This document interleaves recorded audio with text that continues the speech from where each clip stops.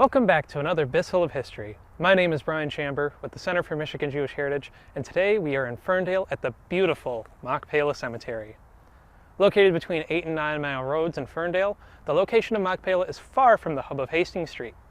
Today, it might be a 20-minute drive, but back then it took a half-day's ride by streetcar just to get here. So then why was this location chosen? Well, there are several reasons, but it comes down to location, location, location. Before Machpelah was created, there were 4 cemeteries used by the Jewish community, many of which were associated with synagogues. Woodmere and Elmwood were affiliated with Bethel, B'nai David with the Russian Shul, and Beth Olam with Shared Tzedek. But by 1910, it was running out of space for new plots and had no opportunities for expansion. On top of this, Beth Olam was often muddy and flooded frequently, so there was a desire to find better grounds at a new cemetery, which they found in Ferndale. Around this time, the community was beginning a migration north and west towards the Boston-Edison area, which was closer to Ferndale.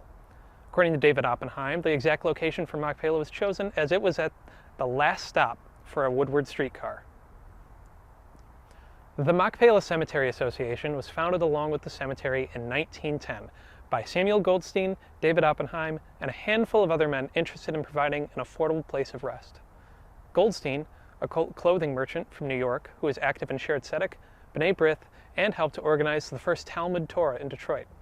Oppenheim was a prominent businessman who was active with the Jewish Home for the Aged and funded welfare programs during the Depression. After Goldstein's death in 1921, Oppenheim became invaluable to the survival of the cemetery during the Great Depression, subsidizing its operating costs at his own expense.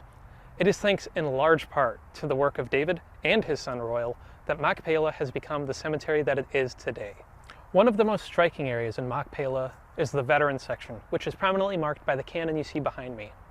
The Jewish war veterans have been performing Memorial Day services here for decades to honor the fallen.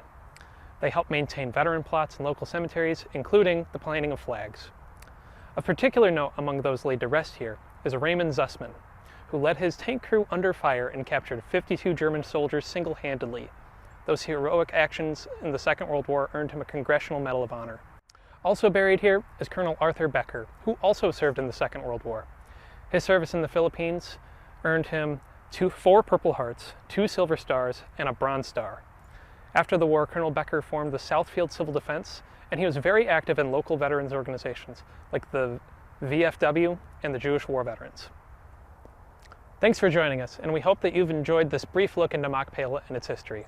Don't forget to comment, like, and subscribe to the Center for Michigan Jewish Heritage to see some more content just like this.